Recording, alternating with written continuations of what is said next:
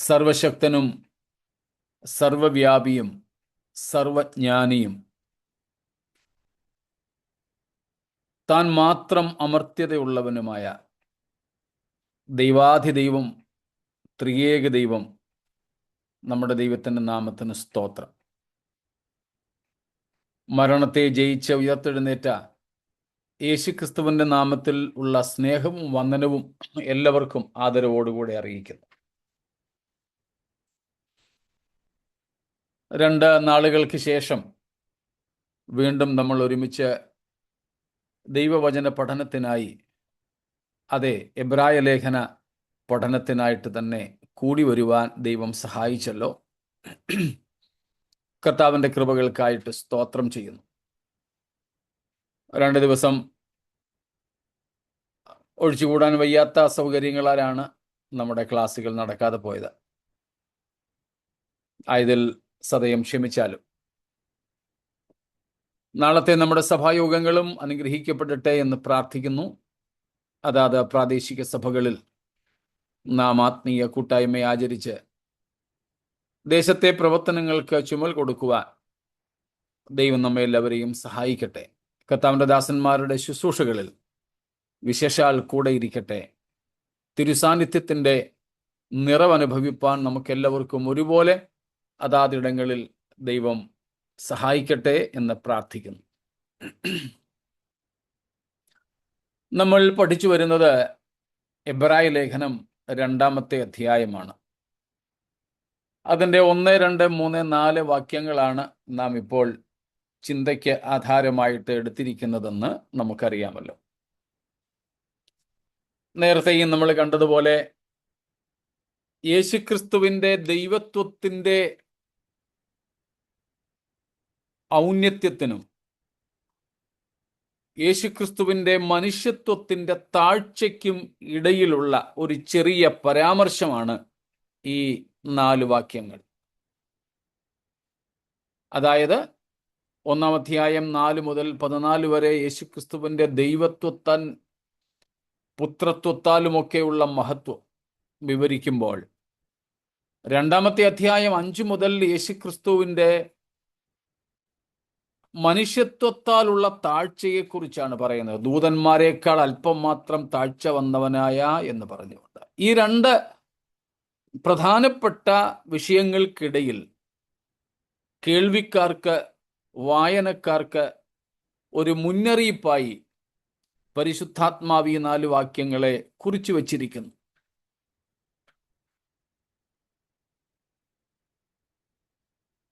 മുന്നറിയിപ്പ് 2 പ്രധാന വിഷയങ്ങളിൽ നമ്മൾ കണ്ടു. ഒന്ന്, ഒഴുകിപ്പോകുവാനുള്ള സാധ്യത. നാം കേട്ടതിൽ നിന്ന്, സത്യത്തിൽ നിന്ന്, രക്ഷയിൽ നിന്ന്, രക്ഷയുടെ പാറയായ ദൂതന്മാരെക്കാൾ ശ്രേഷ്ഠനായി തീർന്ന ക്രിസ്തുവിൽ നിന്ന് ഒക്കെ ഒഴുകിപ്പോകുവാനുള്ള സാധ്യത. മറ്റൊന്ന്, ദൈവത്തിൻ്റെ ദാനമായ ഇത്ര വലിയ രക്ഷയെ നാം ഗണ്യമാക്കാതെ പോകുവാനും തന്നിമിത്തം കടുത്ത നീക്കുപോക്കില്ലാത്ത ശിക്ഷാവിധിയിൽ അകപ്പെടുവാനുമുള്ള സാധ്യത. അതിന് മറുമരുന്നുണ്ട്. അതിന് പരിഹാരമുണ്ട്. 1-ാമത്തെ പരിഹാരം, നാം കേട്ടത് അധികം ശ്രദ്ധയോടെ കരുതിക്കൊള്ളുക. 2-ാമത്തെ പരിഹാരം, നമുക്ക് ദൈവം ദാനമായി നൽകിയ ഇത്ര വലിയ രക്ഷയെ അഗണ്യമാക്കാതിരിക്കുക, അതിന് ഗൗരവം നൽകി ഉൾക്കൊള്ളുക.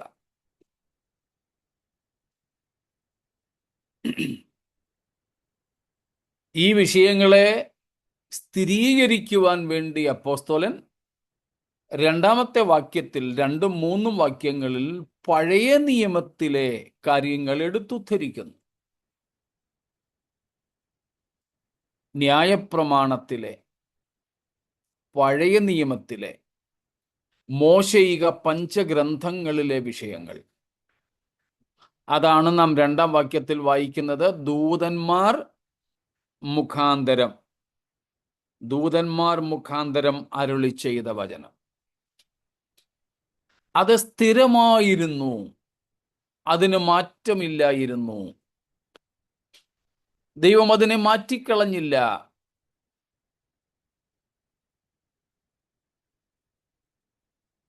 പിന്നെന്താ സംഭവിച്ചത്?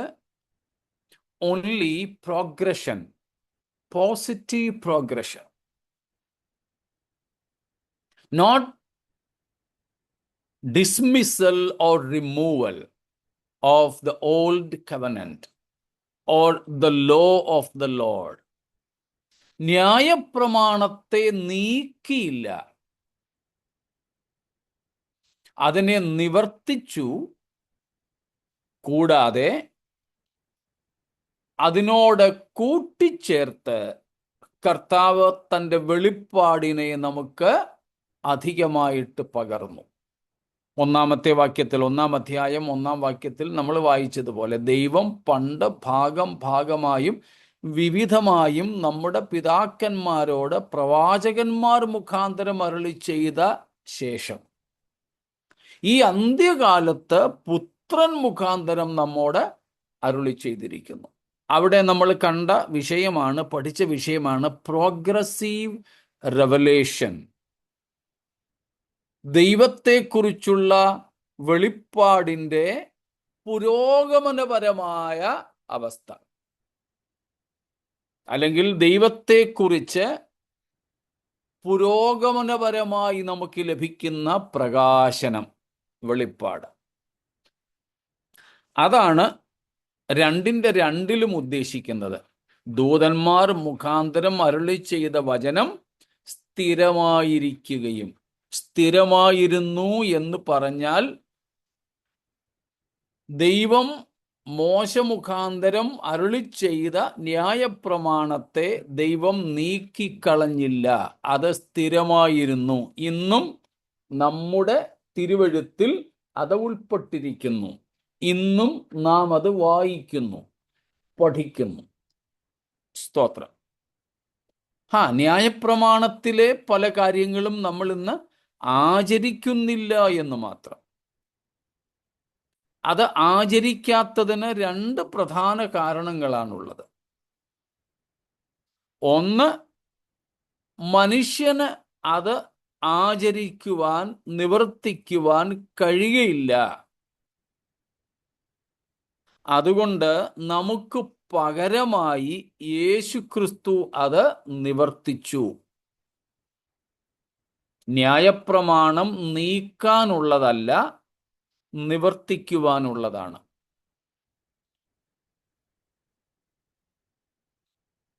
ന്യായപ്രമാണം നീക്കാനുള്ളതല്ല, നിവർത്തിപ്പാനുള്ളതാണ്.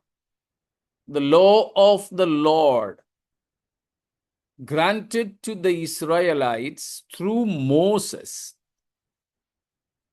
that law was not to be abolished but to be fulfilled. That's why Jesus said in Matthew 5 that I have not come to abolish Moses or the law and the prophets or the prophetical books, but to fulfill them. Mathai 5 അതുകൊണ്ട് യേശു കർത്താവ് പറഞ്ഞത്, ഞാൻ ന്യായപ്രമാണത്തെ അല്ലെങ്കിൽ പ്രവാചകന്മാരെ നീക്കുവാനല്ല വന്നത്. Not to abolish, but to fulfill. നിവർത്തിക്കുവാൻ. അപ്പോൾ മനുഷ്യർക്കാർക്കും നിവർത്തിക്കുവാൻ ഒക്കാത്തതുകൊണ്ടും ക്രിസ്തു നമുക്കെല്ലാവർക്കും പകരമായി ആ ന്യായപ്രമാണം നിവർത്തിച്ചതുകൊണ്ടും നമുക്ക് ഇന്ന് ന്യായപ്രമാണം നിവർത്തിക്കേണ്ടതില്ല, ന്യായപ്രമാണം ആചരിക്കേണ്ടതില്ല. അല്ലായിരുന്നെങ്കിൽ നമുക്കിന്ന് അനങ്ങാനൊക്കത്തില്ലായിരുന്നു. ശനിയാഴ്ച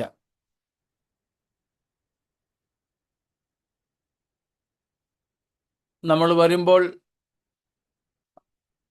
പ്രാവിനെയും കുറുപ്രാവിനെയും ആടിനെയും കാളക്കുട്ടിയെയും ഒക്കെ കൊണ്ടുവരണമായിരുന്നു യാഗം കഴിക്കുവാൻ. കുന്തിരിക്കമൊക്കെ പുകയ്ക്കണമായിരുന്നു.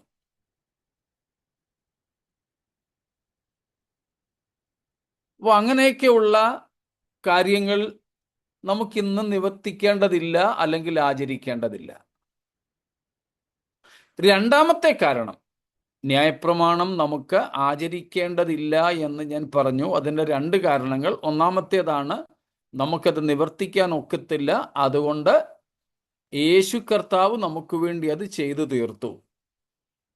രണ്ടാമത്തേത്, ആ ന്യായപ്രമാണത്തിൽ ഉള്ളതൊക്കെ കൂടെ പുതിയ നിയമത്തിൽ യേശു ക്രിസ്തു നമുക്ക് കൂടുതൽ വ്യക്തത വരുത്തി തന്നിരിക്കുന്നു. സ്തോത്രം. യേശു കർത്താവിനോട് നമുക്ക് മനഃപ്പാഠമായതുകൊണ്ട് ഞാൻ ആവർത്തിക്കുന്നില്ല, വാക്യങ്ങൾ വായിപ്പിക്കുന്നില്ല. കർത്താവിൻ്റെ അടുക്കൽ വന്ന് ചോദിച്ചല്ലോ, ന്യായപ്രമാണത്തിലെ ഏറ്റവും വലിയ കൽപ്പന ഏതാണെന്ന്. കർത്താവ് പറഞ്ഞു, ദൈവത്തെ സ്നേഹിക്കുക എന്നതാണ്. നിന്റെ ദൈവമായ കർത്താവിനെ പൂർണ്ണ ഹൃദയത്തോടെ, പൂർണ്ണ മനസ്സോടെ, പൂർണ്ണ ആത്മാവോടെ സേവിക്കുക. 22-ാമത്തെ അധ്യായം മത്തായി 26-ഉം 27-ഉം അല്ലെങ്കിൽ 26 തൊട്ട് 30 വരെയുള്ള വാക്യങ്ങളാണ്. ന്യായപ്രമാണത്തിൽ ഏത് കൽപ്പന വലിയത് എന്ന് ചോദിച്ചു. യേശു ഉത്തരം കൊടുത്തതാണ്, നിന്റെ ദൈവമായ കർത്താവിനെ നീ പൂർണ്ണ ഹൃദയത്തോടും പൂർണ്ണ ആത്മാവോടും പൂർണ്ണ മനസ്സോടും കൂടെ സ്നേഹിക്കണം. ഇതാകുന്നു വലിയതും ഒന്നാമത്തേതുമായ കൽപ്പന. രണ്ടാമത്തേത് അതിനോട് സമം, കൂട്ടുകാരനെ നിന്നെ പോലെ തന്നെ സ്നേഹിക്കണം. എന്നിട്ട് 30-ാമത്തെ വാക്യം ഒന്ന് വായിച്ചോളൂ. 30-ാമത്തെ വാക്യം, വേഴ്സ് 30.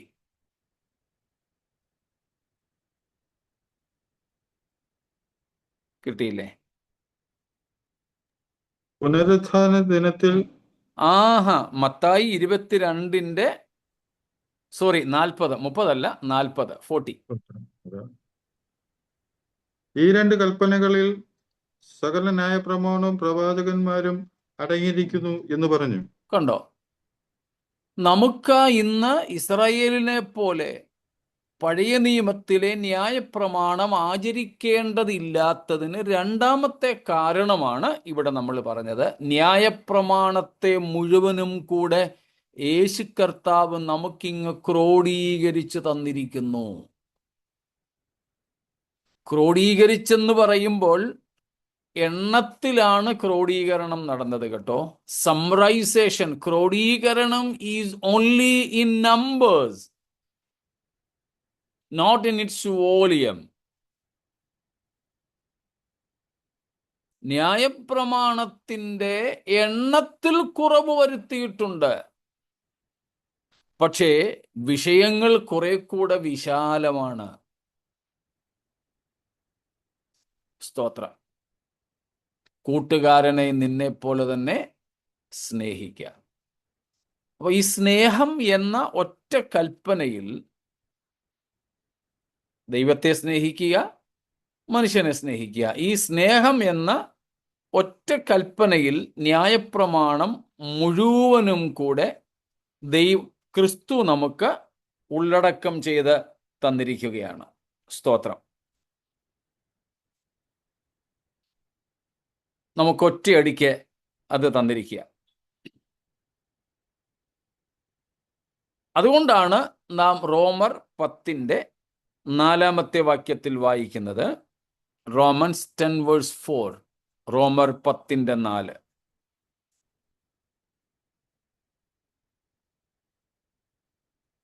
വിശ്വസിക്കുന്ന ഏവനും നീതി ലഭിപ്പാൻ ക്രിസ്തു ന്യായപ്രമാണത്തിന്റെ അവസാനമാകുന്നു. സ്തോത്രം. ക്രിസ്തു ന്യായപ്രമാണത്തിന്റെ അവസാനം.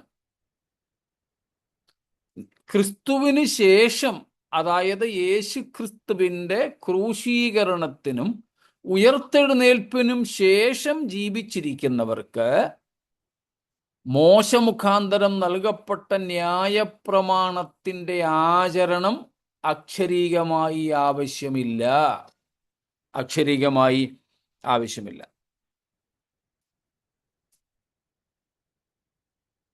കാരണം നാം അവിടെ വായിക്കുന്നു, ക്രിസ്തു ന്യായപ്രമാണത്തിൻ്റെ അവസാനം ആകുന്നു. യേശു ക്രിസ്തു അത് നിവർത്തിച്ചു. എന്നിട്ട് നമുക്ക് പുതിയ കൽപ്പന തരുന്നു.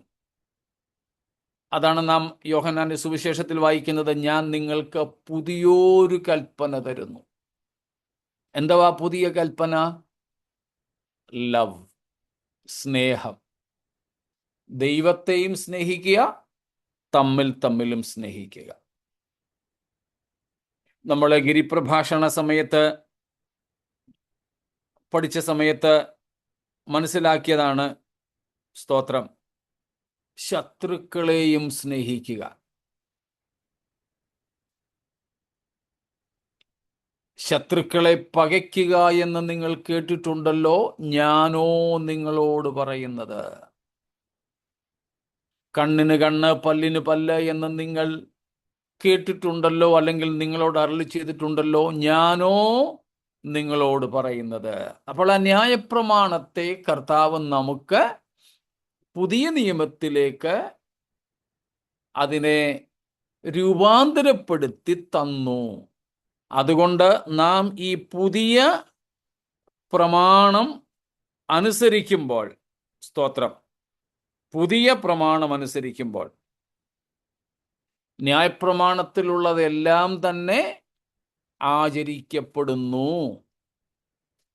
അതുകൊണ്ട് നാം ന്യായപ്രമാണം ലംഘിക്കുന്നോ തള്ളിക്കളയുന്നോ ഇല്ല.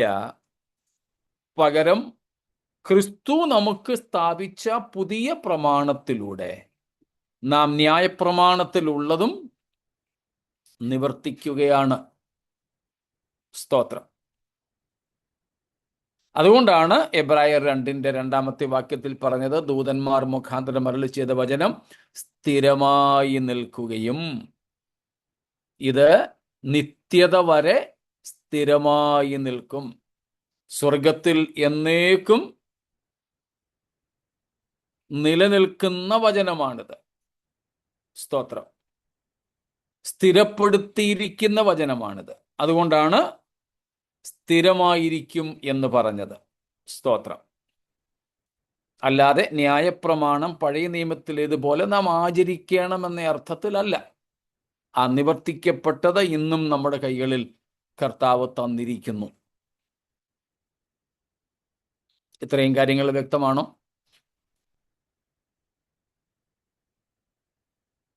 സ്തോത്രം. പിന്നീട് നമ്മൾ നോക്കിക്കൊണ്ടിരുന്നത് എബ്രായർ 2 വാക്യത്തിൽ നമ്മൾ ഇങ്ങനെ വായിച്ചിരുന്നു. ഒന്നും കൂടെ വായിച്ചോളൂ. 2 വാക്യം. ദൂതന്മാർ മുഖാന്തരം അരുളി ചെയ്ത വചനം സ്ഥിരമായിരിക്കുകയും ഓരോരോ ലംഘനത്തിനും അനുസരണക്കേടിനും ന്യായമായ പ്രതിഫലം ലഭിക്കുകയും ചെയ്തു എങ്കിൽ. സ്തോത്രം. അത് 4 വാക്യം വരെ നീണ്ടുകിടക്കുന്ന ഒരു വാക്യമാണ്, സെന്റൻസ് ആണ്. നമ്മൾ തൽക്കാലം 2 വാക്യത്തിൽ നിൽക്കുന്നു. അതുകൊണ്ട് അവിടെ ഇടയ്ക്ക് വെച്ച് നമ്മൾ അങ്ങ് മുറിച്ചിടും. ദൂതന്മാർ മുഖാന്തരം അരുളി ചെയ്ത പഴയ നിയമ പ്രമാണം, അതിലെ ഓരോരോ ലംഘനത്തിനും, കണ്ടോ, ഓരോരോ ലംഘനത്തിനും വ്യക്തിപരമായി, ഫോർ ഇൻഡിവിജ്വൽ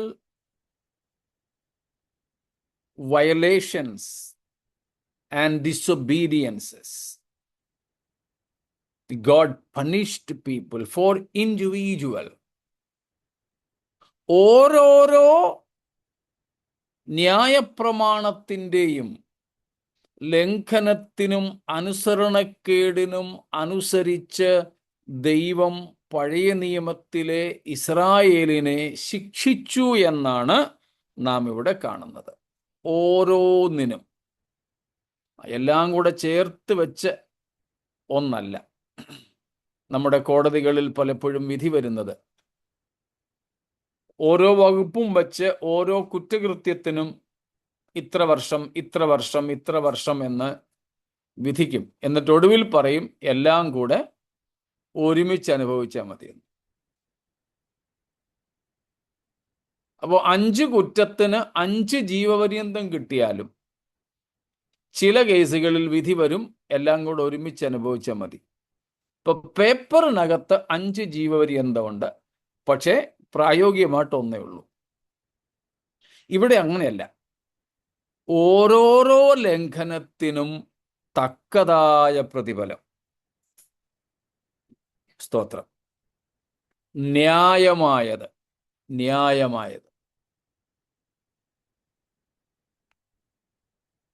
ഓരോരോ ലംഘനത്തിനും ഓരോരോ അനുസരണക്കേടിനും.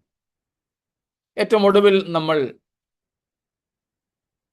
14-ാം തീയതി വൈകുന്നേരത്ത് ചിന്തിച്ചത് ഓർമ്മ കാണുമല്ലോ. പാപം എന്ന വിഷയത്തെക്കുറിച്ചായിരുന്നു. ഇവിടെ 2 പദങ്ങളാണ് നാം കാണുന്നത്. സ്തോത്രം. ലംഘനം, അനുസരണക്കേട്. ലംഘനവും അനുസരണക്കേടും. പാപത്തിന് മറ്റു പല പ്രയോഗങ്ങൾ നമുക്ക് കാണാൻ പറ്റും. സിൻ, പാപം. Trespass, transgression, iniquity, disobedience, lawlessness, wickedness. എല്ലാ പദങ്ങളും കൂടെ നമുക്കെടുത്ത് പഠിക്കാനായിട്ട് ഒരുങ്ങുന്നില്ല. പ്രധാനപ്പെട്ട ചിലത് മാത്രം ഒന്ന് പറഞ്ഞു വിടുന്നു, ഇവിടെ 2 പദങ്ങൾ വന്നതുകൊണ്ട്. പാപം, അനുസരണക്കേട്, അകൃത്യം, അധർമ്മം, അനീതി, ദുഷ്ടത, ഇങ്ങനെയൊക്കെയുള്ള പല പ്രയോഗങ്ങൾ പുതിയ നിയമത്തിലും പഴയ നിയമത്തിലും നമുക്ക് കാണാം. നമ്മൾ 14-ാം തീയതി രാത്രി കണ്ടതുപോലെ ഇവയ്ക്കെല്ലാം പൊതുവായി ഒറ്റ അർത്ഥമാണുള്ളത്. പൊതുവായി പാപമെന്ന് സാധാരണ നമ്മൾ പറയുന്ന പാപമെന്ന് ഏതാണ്ട് എല്ലാ മതങ്ങളും വിശേഷിപ്പിക്കുന്ന ആ ഒരു വിഷയമാണത്. അപ്പോൾ തന്നെ അല്പാൽപമായ വ്യത്യാസങ്ങൾ ഇവകൾക്കുണ്ട് താനും. അതിൽ നമ്മൾ ഇവിടെ പറഞ്ഞിരിക്കുന്ന 2 പദങ്ങൾ, ഒന്ന് ലംഘനം. സ്തോത്രം. പാരാബേസിസ് എന്ന ഗ്രീക്ക് പദമാണ് അവിടെ ഉള്ളതെന്ന് നമ്മൾ കണ്ടിരുന്നല്ലോ. ആ പാരാബേസിസ് എന്ന് പറഞ്ഞാൽ crossing the border which was not supposed to be crossed. ലംഘിക്കാൻ പാടില്ലാത്ത ഒരു അതിര് ലംഘിക്കുക, മുറിച്ചു കടക്കാൻ പാടില്ലാത്ത ഒരു അതിര് മുറിച്ചു കടക്കുക. അതിനെ മൊത്തം അപ്പുറത്തെത്തിയില്ലെങ്കിലും ഒരു കാലെങ്കിലും എടുത്ത് അപ്പുറത്ത് വയ്ക്കുക.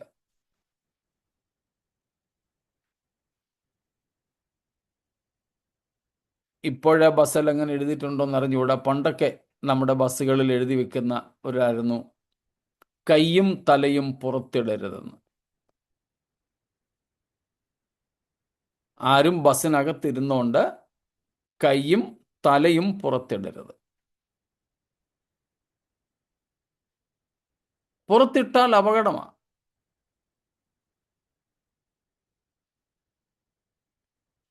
ഇവിടെ മുംബൈയിലാണെങ്കിൽ നിങ്ങൾ കണ്ടിട്ടുണ്ടായിരിക്കും, ലോക്കൽ ട്രെയിൻ ഓടിക്കൊണ്ടിരിക്കുന്ന ലോക്കൽ ട്രെയിനിൽ ചിലർ സ്റ്റണ്ട് കാണിക്കും. ഓടുന്ന ട്രെയിനിൻ്റെ മുകളിൽ കയറുക, ഓടിക്കൊണ്ടിരിക്കുന്ന ട്രെയിനിൻ്റെ വാതിൽ വച്ചിരിക്കുന്ന ആ ഒരു സ്റ്റീലിൻ്റെ പിടിക്കാനുള്ള ഒരു പിടി, ആ ബാറിൽ പിടിച്ചുകൊണ്ടിങ്ങനെ വെളിയിലോട്ട് തൂങ്ങിക്കിടക്കുക, പോകുന്ന പോസ്റ്റയിലൊക്കെ ഇങ്ങനെ അടിച്ചടിച്ച് പോവുക. ചിലരാണെങ്കിൽ ഫാസ്റ്റ് വണ്ടി എല്ലാ സ്റ്റേഷനിലും നിർത്തത്തില്ല, അവിടെ അടുത്ത് നിൽക്കുന്നവരെ അടിച്ചിട്ട് പോവുക. ഒരു രസമാണ്. അങ്ങനെ പോകുന്ന വഴിക്ക് ചിലപ്പോൾ ഇവർ ഈ പോസ്റ്റേ ചെന്ന് ഇടിച്ച് അന്നേരം തന്നെ മരിക്കാറുണ്ട്. എൻ്റെ ഓർമ്മ ശരിയാണെങ്കിൽ 9 16 അപകട മരണങ്ങൾ എല്ലാ ദിവസവും ഇവിടെ നടക്കുന്നുണ്ടെന്നാണ് കണക്ക്, മുംബൈയിൽ ട്രെയിനുമായി സംബന്ധിച്ച്. ട്രെയിൻ അല്ലെങ്കിൽ ബസ്, ആ വാഹനത്തിനകത്ത് മാത്രമേ നമുക്ക് യാത്ര ചെയ്യുന്നവർക്ക് നിൽക്കാൻ, അവരുടെ ശരീരാവയവങ്ങൾ സൂക്ഷിക്കാൻ അനുവാദമുള്ളൂ. പുറത്തേക്കിടരുത്, ഇട്ടാൽ അപകടമാണ്. നിയമപരമായിട്ട് അത് കുറ്റകരവുമാണ്. അതാണ് ലംഘനം. നമുക്കറിയാം, traffic signals, it's not to be jumped. പച്ചയാണെങ്കിൽ പോകാം, നമുക്കറിയാം, ഗ്രീൻ സിഗ്നൽ നമുക്ക് പോകാം. എന്നാൽ ഓറഞ്ച് അല്ലെങ്കിൽ യെല്ലോ ആയി കഴിഞ്ഞാൽ നിൽക്കണമെന്നാ, പോകാൻ പാടില്ല. ചുമലയാണെങ്കിൽ ഒട്ടും പോയിക്കൂടാ. എന്നാൽ നമ്മുടെ ഇന്ത്യയിൽ അതൊന്നും പലയിടത്തും ബാധകമല്ല. കയറിപ്പോകും, അപകടങ്ങൾ സംഭവിക്കും. ചിലപ്പോഴൊക്കെ ഫൈനും കിട്ടും. ചിലപ്പോൾ പോലീസ് അവിടെ ഉണ്ടെങ്കിൽ, ചിലപ്പോൾ ക്യാമറ വർക്കിംഗ് ആണെങ്കിൽ. പലയിടത്തും ക്യാമറ ഉണ്ട്, അതൊന്നും വർക്കിംഗ് അല്ല. പ്രവർത്തന രഹിതമായ ക്യാമറകൾ പല സിഗ്നൽസിൽ ഇരിപ്പുണ്ട്. അപ്പോൾ ലംഘിക്കാൻ പാടില്ലാതെ ഇട്ടിരിക്കുന്ന അതിര് ലംഘിക്കുക, കടന്നു പോവുക എന്നൊക്കെയാണ് ഈ ട്രാൻസ്ഗ്രഷൻ്റെ അർത്ഥമായിട്ട് വരുന്നത്. ഈ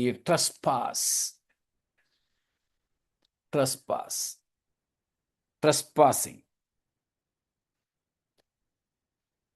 പാരാബേസിസ്. ദൈവം മനുഷ്യന് പലതിനും പരിധികൾ നിശ്ചയിച്ചിട്ടുണ്ട്. മനുഷ്യന് ലംഘിക്കാൻ പാടില്ലാത്ത ഒരു അതിര്, ആയുസിൻ്റെ അതിര്. ആവോളം ശ്രമിക്കുന്നുണ്ട് ലംഘിക്കാൻ, ഇതുവരെ നടന്നിട്ടില്ല എന്ന് മാത്രം. എന്നാൽ ഞാൻ കേട്ടിട്ടുണ്ട്, ചില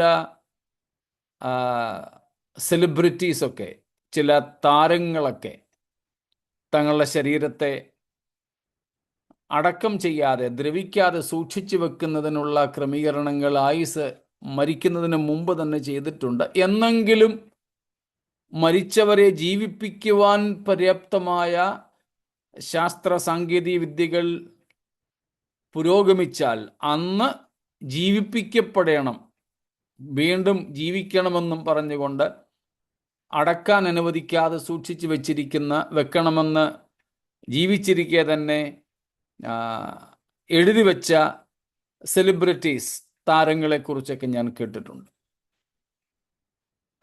അപ്പോൾ അത് ഇതുവരെ ലംഘിക്കാൻ കഴിഞ്ഞിട്ടില്ല. ചിലപ്പോൾ വെന്റിലേറ്ററിൻ്റെയൊക്കെ സഹായത്തോടെ മരിച്ചുപോയവരെ അല്പനാളുകൾ കൂടെ അഴുകാതെ സൂക്ഷിക്കാൻ, ഏതാനും ദിവസങ്ങളോ മണിക്കൂറുകളോ കൂടെ അഴുകാതെ സൂക്ഷിക്കാൻ ചിലപ്പോൾ വൈദ്യശാസ്ത്രത്തിന് കഴിഞ്ഞിട്ടുണ്ട് എന്നതല്ലാതെ മരണത്തെ നീക്കാൻ കഴിഞ്ഞിട്ടില്ല. അപ്പോസ്തല പ്രവൃത്തികൾ 17-ാം അധ്യായത്തിൻ്റെ 24, 25, 26 വാക്യങ്ങളിൽ പൗലോസ് പ്രസംഗിക്കുമ്പം പറയുന്നുണ്ട്. പ്രത്യേകിച്ച് 26-ാമത്തെ വാക്യത്തിൽ, ഒരു മനുഷ്യനിൽ നിന്ന് 26, 17:26 ആക്ട്സ്, ഭൂതലത്തിൽ എങ്ങും കുടിയിരിപ്പാൻ അവൻ ഒരുത്തിൽ നിന്നും മനുഷ്യജാതിയൊക്കെയും ഉളവാക്കി അവരുടെ നിവാസത്തിന് അതിരുകളും കാലങ്ങളും നിശ്ചയിച്ചു. സ്തോത്രം. അവരുടെ നിവാസത്തിന് അതിരുകളും കാലങ്ങളും നിശ്ചയിച്ചു. ഇത് ലംഘിക്കുവാൻ മനുഷ്യന് സാധിച്ചിട്ടില്ല. പിന്നെ ഭൂമിയിലാണ് ദൈവം മനുഷ്യനെ ആക്കി വച്ചിരിക്കുന്നത്. ഭൂമിക്ക് പുറത്തേക്ക് പോകാനുള്ള ശ്രമങ്ങളൊക്കെ നടക്കുന്നുണ്ട്. മറ്റു പല ഗ്രഹങ്ങളിലും റിയൽ എസ്റ്റേറ്റ് ബിസിനസ്സൊക്കെ തുടങ്ങി എന്ന് കേൾക്കുന്നുണ്ടല്ലോ, നമുക്ക് അറിയാം. ചിലരൊക്കെ ചൊവ്വായിലോ ചന്ദ്രനിലോ ഒക്കെ സ്ഥലവും മേടിച്ചിട്ടുണ്ടെന്നുള്ള കേൾവികളുണ്ട്. അപ്പം ഭൂമിയിൽ നിന്ന് മറ്റേതെങ്കിലുമൊക്കെ ഗ്രഹങ്ങളിലേക്ക് മാറി താമസിക്കാനുള്ള ക്രമീകരണങ്ങളും ആയുസ് ദീർഘമാക്കി മരണത്തിൽ നിന്ന് വിമോചിതരാകാനുള്ള ആഗ്രഹങ്ങളും ശ്രമങ്ങളും മനുഷ്യകുലം നടത്തുന്നുണ്ടെങ്കിലും വിജയിച്ചിട്ടില്ല.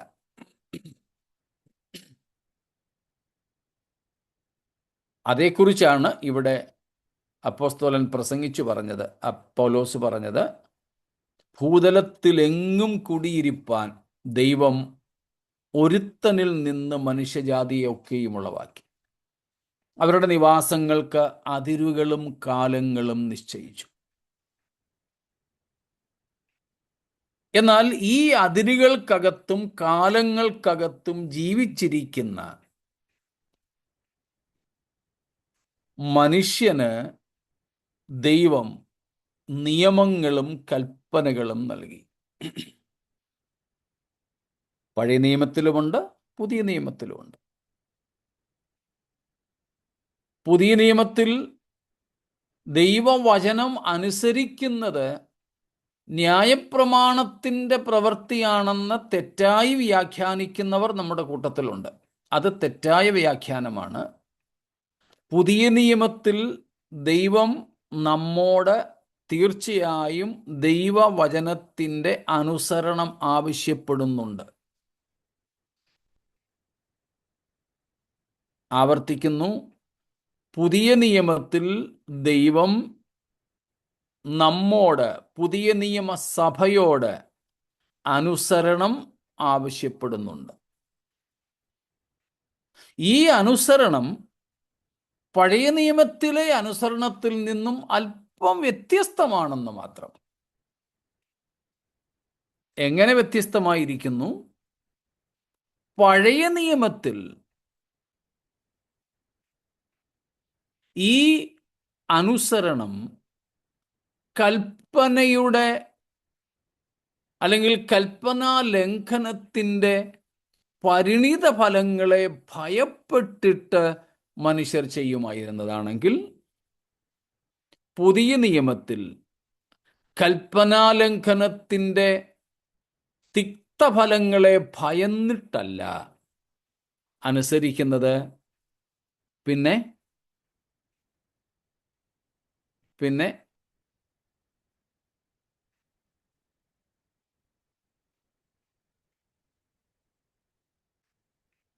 പ്രതിഫലേച്ഛയോടുകൂടെ അല്ല, അത് സ്നേഹത്താലാണ്. യെസ്, സ്നേഹത്താല. പ്രതിഫലേച്ഛകൂടെ പോലും, അതോടുകൂടെ പോലും അല്ല. തിക്തഫലങ്ങൾ ഭയന്നിട്ടോ കിട്ടാൻ പോകുന്ന പ്രതിഫലങ്ങളെ മോഹിച്ചിട്ടോ അല്ല പുതിയ നിയമത്തിലെ അനുസരണം. അനുസരണം പഴയ നിയമത്തിലുമുണ്ട്, പുതിയ നിയമത്തിലുമുണ്ട്. വ്യത്യാസം എന്താ? പഴയ നിയമത്തിൽ ഭയപ്പെട്ടിട്ടാണ് അനുസരണം. അനുസരിച്ചില്ലെങ്കിൽ, ഇപ്പം നമ്മൾ രണ്ടാമത്തെ വാക്യത്തിൽ വായിച്ചതുപോലെ, ഓരോരോ ലംഘനത്തിനും അനുസരണക്കേടിനും ന്യായമായ പ്രതിഫലം ലഭിച്ചു. ന്യായമായ പ്രതിഫലം. അത് ഭയന്നിട്ടാണ്. പുതിയ നിയമത്തിൽ ആ ഭയമില്ല. പുതിയ നിയമത്തിൽ ഓരോ ഭക്തനും ദൈവത്തെ അനുസരിക്കുന്നത് ഒന്ന്, തിക്തഫലം ഭയന്നിട്ടുമല്ല, രണ്ട്, കിട്ടുവാൻ പോകുന്ന പ്രതിഫലത്തെ മോഹിച്ചിട്ടുമല്ല. തിക്തഫലങ്ങളിൽ നിന്ന് മോചനം ലഭിക്കുകയും പ്രതിഫലങ്ങൾ നൽകപ്പെടുകയും ചെയ്യുമെന്നത് സത്യമാണ്. പക്ഷേ ഇത് രണ്ടുമല്ല നമ്മൾ പുതിയ നിയമത്തിൽ ദൈവത്തെ അനുസരിക്കുവാൻ കാരണം. പിന്നെ സ്നേഹം, ഒറ്റ കാര്യമുള്ളൂ, സ്നേഹം. സ്നേഹം സ്നേഹത്തിനൊറ്റ അടയാളമേ ഉള്ളൂ. എന്തുവാ സ്നേഹത്തിൻ്റെ തെളിവ്?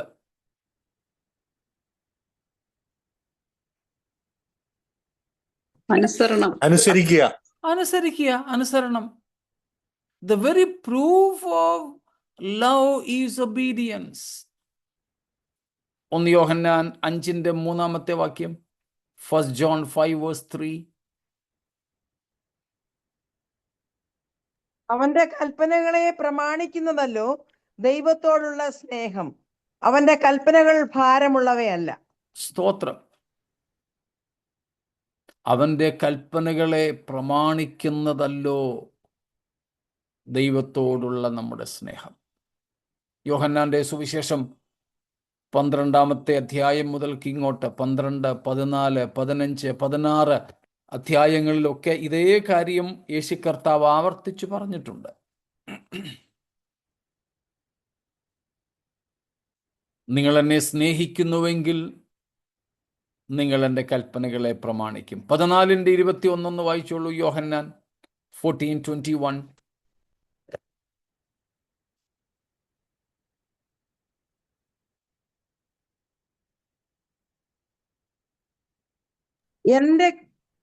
എന്റെ കൽപ്പനകൾ ലഭിച്ചു പ്രമാണിക്കുന്നവൻ എന്നെ സ്നേഹിക്കുന്നവനാകുന്നു.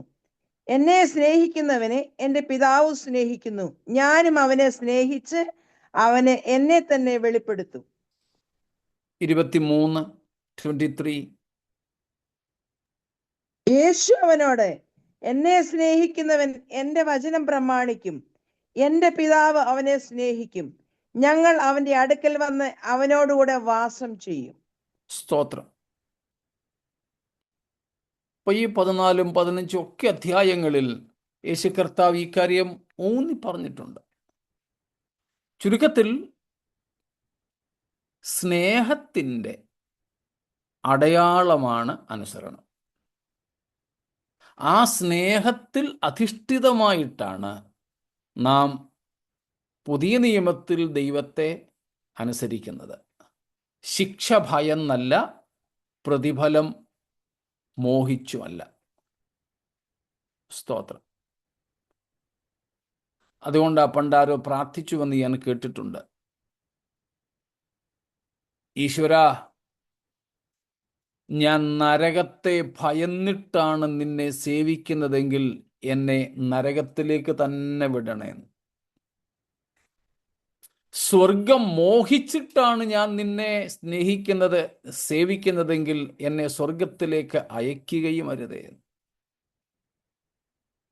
ഇത് രണ്ടുമല്ല. സ്തോത്രം. അപ്പോൾ പുതിയ നിയമത്തിലും അനുസരണമുണ്ട്, പഴയ നിയമത്തിലുമുണ്ട്. വ്യത്യാസം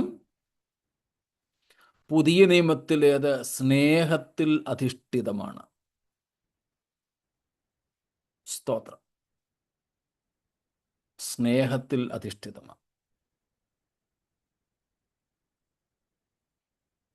ഞങ്ങളുടെ ചർച്ചിലെ ഈ വർഷത്തിൻ്റെ തുടക്കത്തിൽ ഞങ്ങൾ ധ്യാനിച്ച ദൈവവചനത്തോടനുബന്ധിച്ച് ഞങ്ങൾ 2 പത്രോസ് 1 അധികരിച്ചുകൊണ്ടാണ് ധ്യാനിച്ചു വരുന്നത്. തീർന്നിട്ടില്ല. അത് ഡിസംബർ അവസാനത്തെ ആഴ്ച മുതലേ ഞങ്ങളതാണ് ധ്യാനിച്ചു വരുന്നത്. അതിലൊരു പ്രധാന വിഷയം ഞങ്ങൾ ഈ വർഷത്തേക്കായിട്ട് ഒരു തീം പോലെ എടുത്തത് യേശുക്രിസ്തുവിന്, നമ്മുടെ ദൈവവും കർത്താവുമായ യേശുക്രിസ്തുവിൻ്റെ പരിജ്ഞാനത്തിൽ നമ്മൾ ഉത്സാഹമില്ലാത്തവരും നിഷ്ഫലന്മാരുമാകരുത്. 2 പത്രോസ് 1:8 അടിസ്ഥാനപ്പെടുത്തിയാണ്. നമ്മുടെ ദൈവവും കർത്താവുമായ യേശുക്രിസ്തുവിൻ്റെ പരിജ്ഞാനത്തിൽ നമ്മൾ നിഷ്ഫലന്മാരും, ആമേൻ, ഉത്സാഹമില്ലാത്തവരും നിഷ്ഫലന്മാരും ആകരുത്. അങ്ങനെ ആകാതിരിക്കുവാനുള്ള 2-3 ഉപാധികൾ ഞങ്ങൾ ചിന്തിച്ചതിൽ ഒരു ഉപാധി എന്ന് പറയുന്നത്, if we are reminded of the cross, the bruised one, the despised one,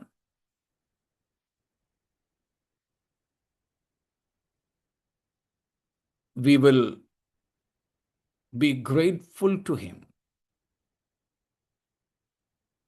and we cannot live a life that doesn't love this Lord. നമ്മുടെ അതിക്രമങ്ങൾ നിമിത്തം മുറിവേറ്റും നമ്മുടെ പാപങ്ങൾ നിമിത്തം തകർക്കപ്പെട്ടും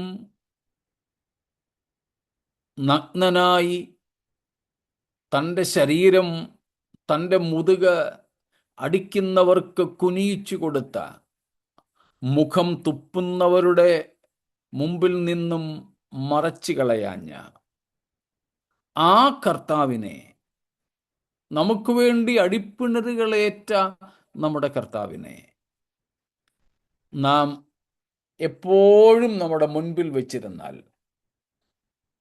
ആ കർത്താവിനോടുള്ള നമ്മുടെ സ്നേഹം വർദ്ധിക്കും. ആ സ്നേഹം ഒരിക്കലും ഈ കർത്താവിൻ്റെ ഹൃദയത്തെ വേദനിപ്പിക്കുവാൻ നമ്മെ അനുവദിക്കത്തില്ല. വേറെ ഒന്നുമല്ല, ഇത്രമാത്രം എന്നെ സ്നേഹിച്ച ഈ കർത്താവിൻ്റെ ഇഷ്ടം ഞാൻ നിവർത്തിക്കും. ഇതാണ് പുതിയ നിയമത്തിലെ അനുസരണം. നിർബന്ധത്താലല്ല, വേറെ ഓപ്ഷൻ ഇല്ലാത്തത് കൊണ്ടല്ല, വേറെ സാധ്യതകളില്ലാത്തത് കൊണ്ടല്ല. നമുക്ക് പൂർണ്ണ സ്വാതന്ത്ര്യമുണ്ട് ഈ കർത്താവിനെ അനുസരിക്കുവാനോ അനുസരിക്കാതിരിക്കുവാനോ. പക്ഷേ എനിക്ക് വേണ്ടി മുറിവേറ്റും, എനിക്ക് വേണ്ടി തകർന്നും, എനിക്ക് വേണ്ടി തുപ്പലേറ്റും അടിപ്പിണറുകളേറ്റും ചങ്കിലെ അവസാന തുള്ളി ചോരയും വെള്ളവും വരെ ഊറ്റിത്തന്ന ഒരു പ്രാണനാഥനോട് ഞാൻ സ്നേഹമുള്ളവനായാൽ ആ തിരുഹൃദയത്തെ വേദനിപ്പിക്കുവാൻ എനിക്കൊരിക്കലും കഴിയില്ല. ആ തിരുഹൃദയത്തിന് വേദന വരുത്തുന്നതൊന്നും ഞാൻ ചെയ്യുകയില്ല. എൻ്റെ ചിന്തകളിൽ പോലും അങ്ങനെയുള്ള ലംഘനങ്ങൾക്ക് ഞാൻ മുതിരുകയില്ല. സ്തോത്രം. കൂടെ വരുന്നുണ്ടെന്ന് ഞാൻ കരുതുന്നു.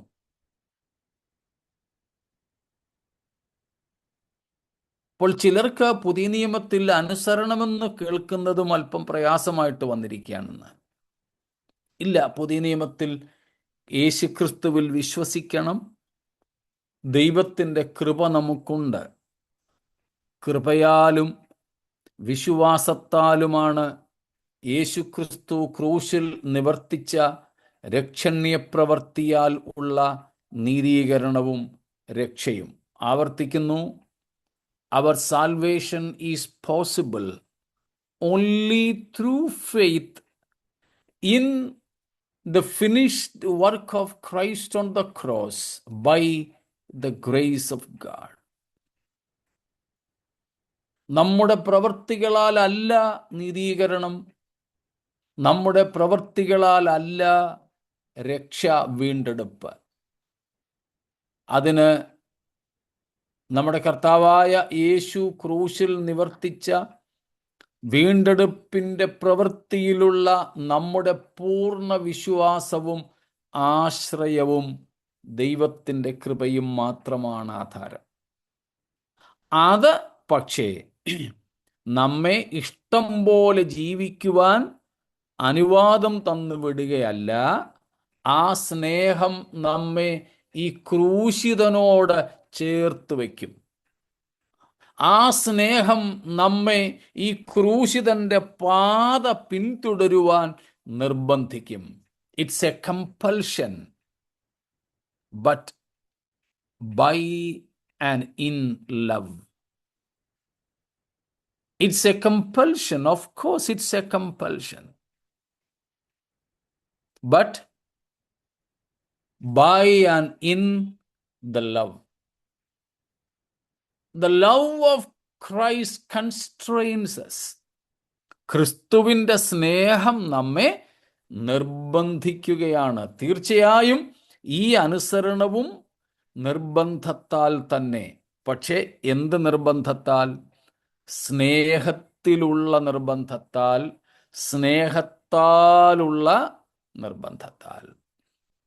സ്നേഹത്തിലും സ്നേഹത്താലുമായതുകൊണ്ട്, ആവർത്തിക്കുന്നു, സ്നേഹത്തിലും സ്നേഹത്താലുമായതുകൊണ്ട് എത്ര കഠിനതരമായ കൽപ്പനകളുടെ അനുസരണവും നമുക്ക് എന്തായി തോന്നില്ല? ഭാരമുള്ളതായി തോന്നുന്നു. ആമേൻ. ഭാരമായിട്ട് തോന്നുകയില്ല. അതാണ് യോഹന്നാൻ പറഞ്ഞത്. സ്തോത്രം. 1 യോഹന്നാൻ 5:3 നമ്മൾ അതാണ് വായിച്ചത്. നമ്മുടെ ദൈവത്തോടുള്ള സ്നേഹം ആണല്ലോ, സ്തോത്രം, നമ്മുടെ അനുസരണം. അവൻ്റെ കൽപ്പനകൾ ഭാരമുള്ളവയല്ല. എന്നാൽ ഭാരമുള്ളവയായിട്ട് തോന്നുന്നെങ്കിൽ കർത്താവിനോട് നമുക്ക് സ്നേഹം ഇല്ല എന്നതാണ് സത്യം. സ്നേഹമില്ലാതെയുള്ള ആ ഒരു ശുശ്രൂഷ, ആ ഒരു സേവനം, അത് വെറും ഒരു കച്ചവടം മാത്രമാണ്. നമ്മുടെ ഇടയിൽ തന്നെയാണെന്ന് തോന്നുന്നു ഞാൻ പറഞ്ഞത് കാര്യം. എങ്കിലും ഒന്നും കൂടി ആവർത്തിച്ചോട്ടെ. എൻ്റെ ഭാര്യ എനിക്ക് ഭക്ഷണം ഉണ്ടാക്കി തരുന്നു. ചിലപ്പോൾ ഞാൻ ആവശ്യപ്പെടുന്നത്, എനിക്ക് വേണമെന്നുള്ളത്, എനിക്ക് ആഗ്രഹമുള്ളത് എൻ്റെ ഭാര്യ എനിക്ക് ഉണ്ടാക്കി തരുന്നു. ഒരുപക്ഷെ എൻ്റെ ഭാര്യയ്ക്ക് സുഖമില്ലായിരിക്കും, എന്നാലും എനിക്കത് ഇഷ്ടമാണെന്ന് അറിഞ്ഞുകൊണ്ട് ഉണ്ടാക്കി തരുന്നു, ഞാൻ കഴിക്കുന്നു. എന്നാൽ ഇതേ കാര്യം തന്നെ ഒരു ഹോട്ടലിൽ പോയാലും നടക്കും. ഞാൻ എൻ്റെ ആഗ്രഹം, എനിക്കെന്ത് വേണമെന്ന് അവരോട് പറയുന്നു, അവർ അതനുസരിച്ച് എനിക്ക് ഉണ്ടാക്കിക്കൊണ്ട് തരുന്നു. പക്ഷെ രണ്ടും തമ്മിലുള്ള വ്യത്യാസം എന്താ? ഹോട്ടലുകാര് പ്രതിഫലത്തിനായിട്ട് അത് നിർബന്ധത്താൽ ചെയ്തു തരുന്നു. അവർക്ക് കാശ് വേണം. എന്നാൽ എൻ്റെ ഭാര്യയോട് ഒരുപക്ഷെ ഞാൻ താങ്ക് യു പോലും പറയത്തില്ലായിരിക്കും. നിനക്ക് വയ്യായെങ്കിലും ഉണ്ടാക്കി തന്നല്ലോ കൊച്ചേ, താങ്ക് യു. ഇതുപോലും ഒരുപക്ഷെ ഞാൻ പറയില്ലായിരിക്കും. എന്നാലും എൻ്റെ ഭാര്യ എനിക്കത് ഉണ്ടാക്കിത്തരും. വ്യത്യാസം കണ്ടോ? എൻ്റെ ഭാര്യ എനിക്ക് തന്നത് സ്നേഹത്തിൽ, പ്രതിഫലങ്ങളൊന്നും ഇച്ഛിക്കാതെ, ഒരു നന്ദി വാക്കുപോലും പ്രതീക്ഷിക്കാതെ. അടുത്ത ബർത്ത്ഡേക്ക് എവിടെയെങ്കിലും കറങ്ങാൻ കൊണ്ടുപോകും എന്ന്, അടുത്ത മാരേജ് ആനിവേഴ്സറിക്ക്, ഇതൊന്നും ഞങ്ങൾ ഓർക്കാറ് പോലും ഇല്ല കേട്ടോ. ഓർത്താൽ അന്ന് സ്തോത്രം ചെയ്യാറുണ്ടെന്ന് മാത്രമേ ഉള്ളൂ. ഞാനങ്ങ് പറയുക സാധാരണ നിലയിൽ. എവിടെയെങ്കിലും കറങ്ങാൻ കൊണ്ടുപോവുകയോ എന്തെങ്കിലും കൊതിക്കുന്നത് മേടിച്ച് ഗിഫ്റ്റായിട്ട്, ദാനമായിട്ട് കൊടുക്കുകയോ ഇതൊന്നും പ്രതീക്ഷിച്ചല്ല. ഞാൻ ചീത്ത വിളിക്കുകയോ പാത്രം എടുത്തെറിയുമോ വഴക്ക് പറയുമോ, ഇത് ഭയന്നിട്ടുമല്ല, സ്നേഹത്തിൽ. അതേസമയം ഇതേ കാര്യം തന്നെ ഹോട്ടലിൽ നടന്നു. അത് കച്ചവടമാണ്. ധന്ദ എന്ന് ഞങ്ങൾ പറയും. It's business. കർത്താവിന് ഈ ബിസിനസ്സുകാരെ ആവശ്യമില്ല. മനസ്സിലാവുന്നുണ്ടോ? ഇങ്ങനെ ഉള്ള ബിസിനസ്സിൽ കാര്യങ്ങൾ ചെയ്തു കൊടുക്കുന്നവരെ കർത്താവിന് വേണ്ട. കർത്താവിന് വേണ്ട.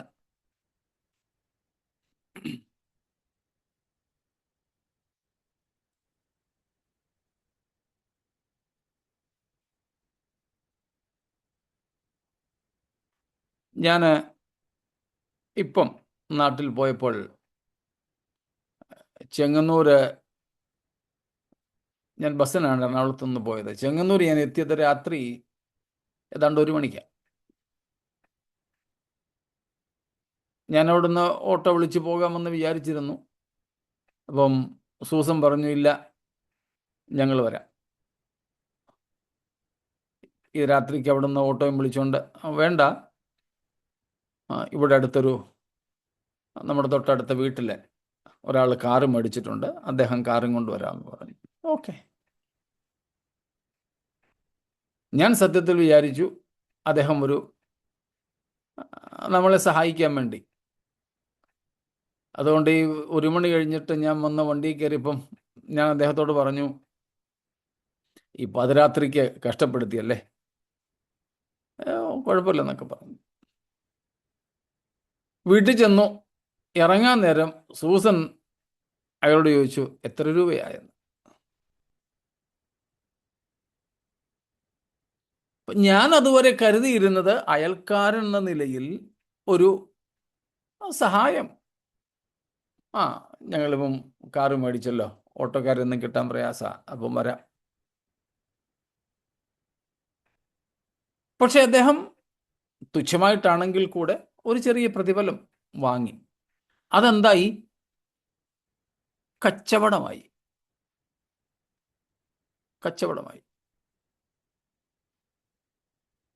എന്നാൽ നമ്മുടെ വീട്ടുകാരോ അല്ലെങ്കിൽ അങ്ങനെ നാമുമായിട്ട് ബന്ധപ്പെട്ടവരോ ഒരുപക്ഷെ ഇങ്ങനെയുള്ള ഏതൊരു സമയത്ത് വന്നാലും കാറ്റടിക്കാനുള്ള പൈസ പോലും വാങ്ങില്ല. ദൈവത്തിന് ഇതിൽ ഏതാ വേണ്ടത്? സ്തോത്രം. അതുകൊണ്ടാണ് കർത്താവ് പറയുന്നത്,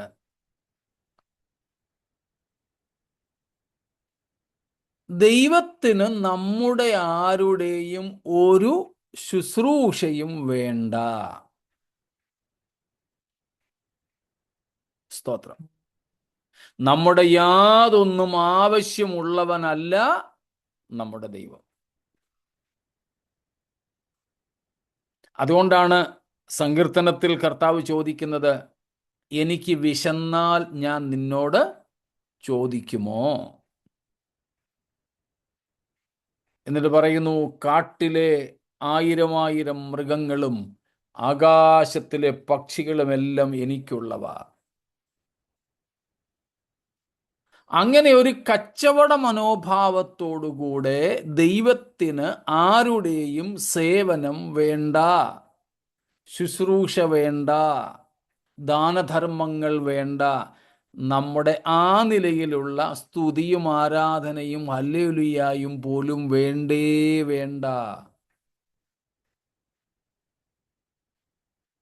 എന്നാൽ നാം സ്നേഹത്തിൽ അധിഷ്ഠിതരായി നമ്മുടെ കർത്താവിന് എന്ത് ചെയ്താലും അത് നമ്മുടെ കർത്താവിന് സ്വീകാര്യമാണ് താനും. Praise God. സ്തോത്രം. സ്നേഹത്തിൽ എന്ത് ചെയ്താലും അത് നമ്മുടെ ദൈവത്തിന് സ്വീകാര്യമാണ്, അത് പ്രസാദമാണ്.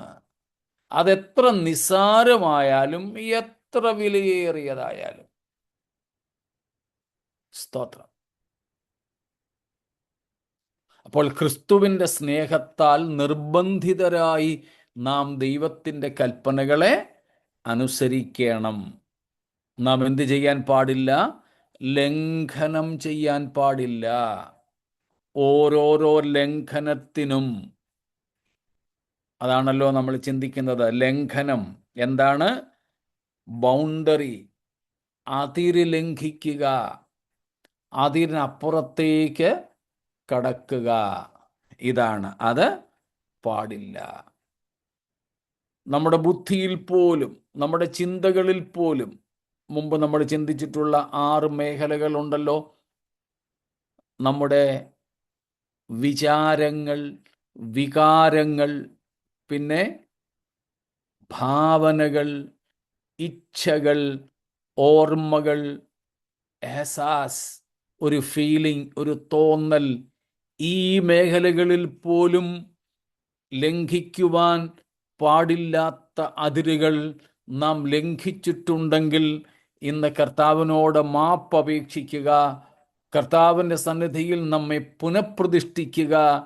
കർത്താവെ, ഞാൻ അങ്ങയുടെ വചനത്തെ, കൽപ്പനയെ, ഇച്ഛയെ ലംഘിക്കുന്നവനായി, ലംഘിക്കുന്നവളായി തീരരുതേ. അങ്ങനെ സംഭവിച്ചിട്ടുണ്ട് എന്നത് സത്യമാണ്. സ്തോത്രം. അങ്ങനെ സംഭവിച്ചിട്ടുണ്ട്. സ്തോത്രം. ട്രസ്പാസിങ്, കടന്നു കയറുക, കടന്നു കയറുക, മതിൽ ചാടുക, ഗേറ്റ് ചാടുക, ഇതൊക്കെയാണ് ഈ ലംഘനത്തിൻ്റെ അർത്ഥം. മതിലുണ്ടാക്കി വെച്ചിരിക്കുന്നത് ചാടാനല്ല, ആരും ചാടിക്കയറാതിരിക്കാനാ. പക്ഷെ നമ്മൾ ചാടിക്കയറുന്നു. ഗേറ്റ് അടച്ചിട്ടിരിക്കുന്നത് ആരും അകത്ത് വരാതിരിക്കാനാ. വടക്കേ ഇന്ത്യയിൽ ഞങ്ങൾ സൈക്കിളും സ്കൂട്ടറിലും ഒക്കെ യാത്ര ചെയ്യുമായിരുന്ന സമയത്ത് പലയിടത്തും റെയിൽവേയുടെ ഗേറ്റ് ഉണ്ട്. പല സമയത്തും ഞങ്ങളൊക്കെ പോകുമ്പോൾ അവിടെ ഗേറ്റ് അടച്ചിട്ടിരിക്കും. ഞങ്ങൾ അങ്ങോട്ടും ഇങ്ങോട്ടും ഒന്ന് നോക്കും. സൈക്കിളും ബൈക്കും ഒക്കെ ഒരു പ്രത്യേക രീതിയിൽ ചരിച്ചെടുത്ത് ഞങ്ങളങ്ങ് കടന്നു പോകും. അങ്ങനെ ആ അതിരുകൾ ലംഘിക്കുന്നതിനാണ് ഇവിടെ ലംഘനം, വയലേഷൻ, ട്രസ്പാസിങ് എന്ന് പറയുന്നത്. അങ്ങനെ നമ്മൾ കയറുവാൻ പാടില്ലാത്ത, നമ്മൾ പ്രവേശിപ്പാൻ പാടില്ലാത്ത ഏതെല്ലാം മേഖലകളിൽ നമ്മൾ കയറിയിട്ടുണ്ടല്ലേ. നമ്മുടെ ചിന്തകളിലും ആഗ്രഹങ്ങളിലുമൊക്കെ കൂടെ പോലും, ഭാവനകളിലൂടെ പോലുമൊക്കെ അവയൊക്കെ നമുക്ക് കർത്താവിനോട് സ്തോത്രം ഏറ്റുപറയാം. This trespassing can be intentional or unintentional. മനഃപൂർവമോ അല്ലാതെയോ ആകാം. ഇത് രണ്ട് രീതിയിലുമാകാം. നമ്മൾ അതുകൊണ്ടാണ് പ്രാർത്ഥിക്കുമ്പം പറയുന്നത്, കർത്താവെ, അറിഞ്ഞോ അറിഞ്ഞുകൂടാതെയോ, മനസ്സോടോ മനസ്സുകൂടാതെയോ എന്നൊക്കെ. ചിലപ്പോൾ അറിഞ്ഞുകൊണ്ട് തന്നെയാകാം, ചിലപ്പോൾ അബദ്ധത്തിലാകാം. രണ്ടായാലും പാപം പാപം തന്നെയാണ്. രണ്ടായാലും പാപം പാപം തന്നെയാണ്. സ്തോത്രം.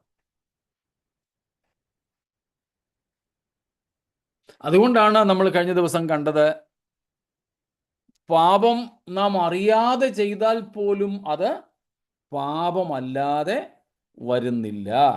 സ്തോത്രം. പാപം അല്ലാതെ വരുന്നില്ല. അൺഇൻറ്റൻഷണലായിട്ട് പോലും നമ്മൾ ചെയ്യുന്ന പാപങ്ങൾക്ക്, സ്തോത്രം, കർത്താവ് യാഗാർപ്പണം നടത്തണമെന്ന് പറഞ്ഞിട്ടുണ്ട്.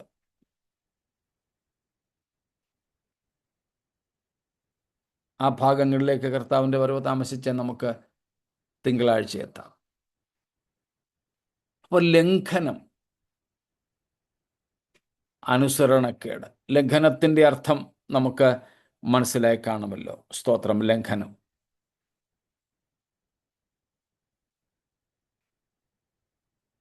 അപ്പം നമ്മുടെ ജീവിതത്തിൽ ദൈവത്തിൻ്റെ പ്രമാണങ്ങളെ ലംഘിക്കാതിരിക്കുവാനായിട്ട് നമുക്ക് ശ്രമിക്കാം. വളരെ നിസ്സാരമെന്ന് തോന്നിയാലും, കോമൺ എന്ന് തോന്നിയാലും,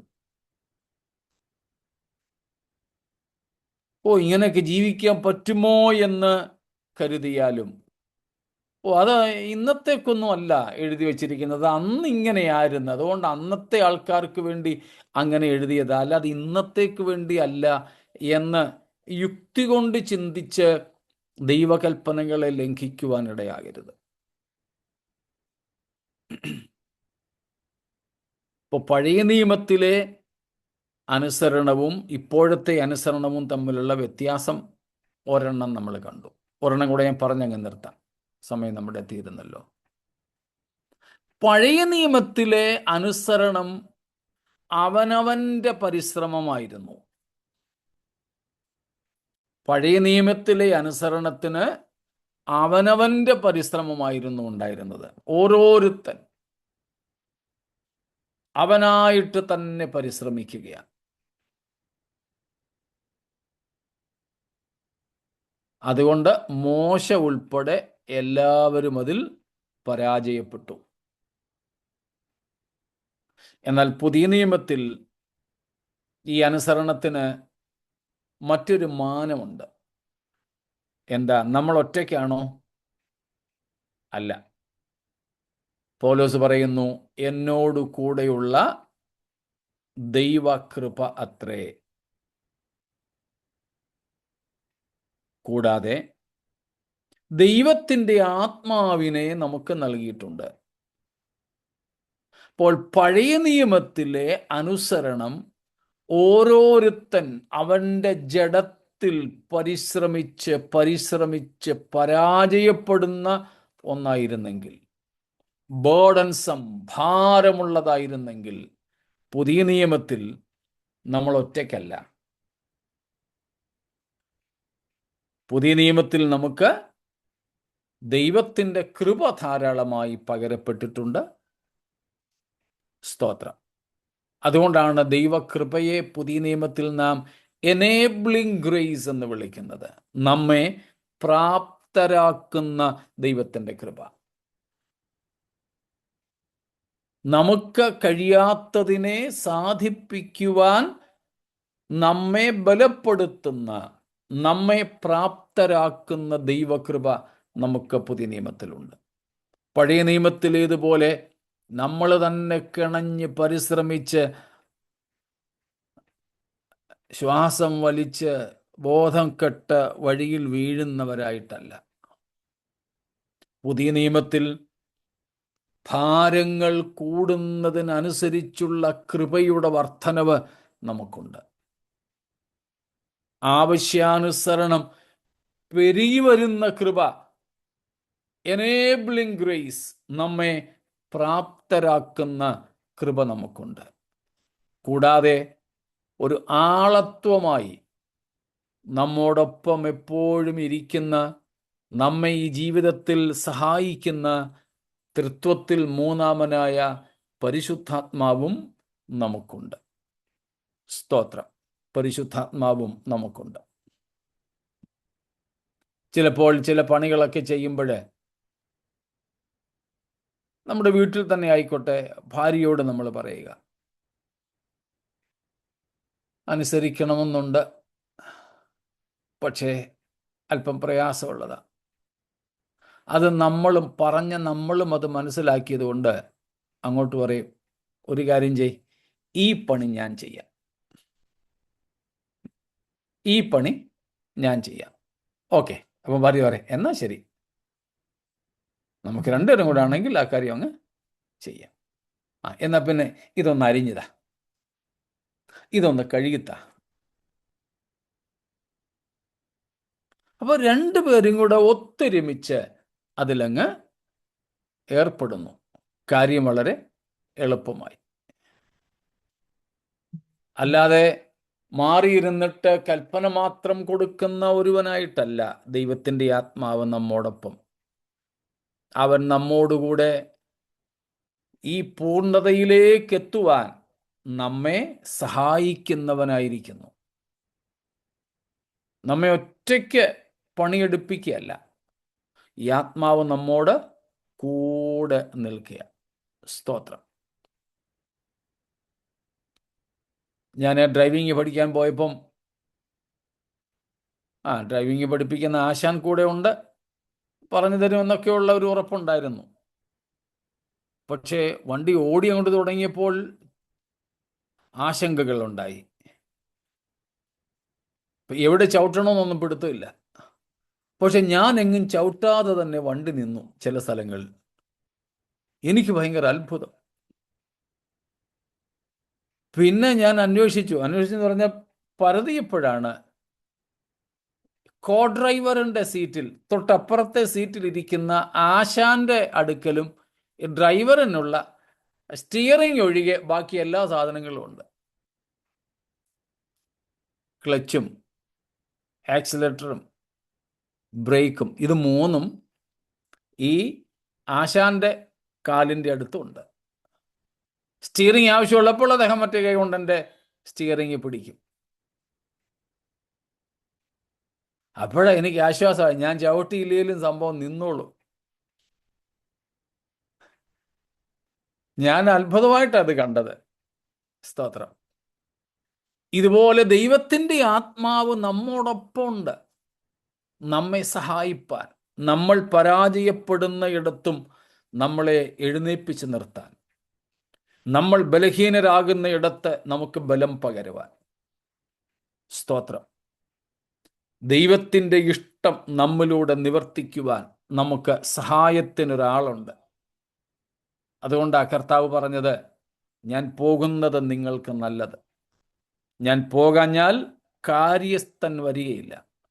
ഞാൻ പോയാലോ നിങ്ങളോടുകൂടെ എന്നും ഇരിക്കേണ്ടതിന് ആ കാര്യസ്ഥനെ പാരാക്ലീറ്റെ അയക്കും. ഒരു അഡ്വക്കേറ്റ് പോലെ, ഒരു കേസ് വാദിക്കുന്ന അല്ലെങ്കിൽ ഒരു കേസിൽ അകപ്പെട്ട പ്രതിക്ക് സഹായകനായി ഒരു വക്കീലുള്ളതുപോലെ നമ്മുടെ ജീവിതത്തിൽ ഉടനീളം പരിശുദ്ധാത്മാവെന്ന കാര്യസ്ഥന്റെ സഹായവും ഉണ്ട്. അതുകൊണ്ട് പുതിയ നിയമത്തിലെ അനുസരണം എന്നുള്ളത് ഭാരമുള്ളതല്ല. സ്തോത്രം.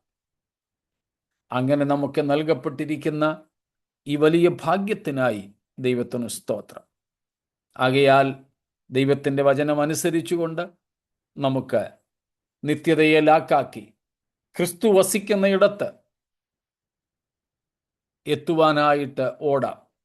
ഭയവുമല്ല, പ്രലോഭനവുമല്ല, പകരം സ്നേഹത്തിൽ അധിഷ്ഠിതമായ അനുസരണമാണ് വിഷയം. അങ്ങനെയെങ്കിൽ നിത്യതയിൽ കർത്താവിനോടൊത്ത് ആ നിത്യമായ സ്നേഹത്തിൽ നമുക്ക് മറയുവാൻ കഴിയും. അതിന് ഈ വചനങ്ങളാൽ ദൈവം നമ്മെ അനുഗ്രഹിക്കുമാറാകട്ടെ. സ്തോത്രം. നമുക്ക് പ്രാർത്ഥിക്കാം.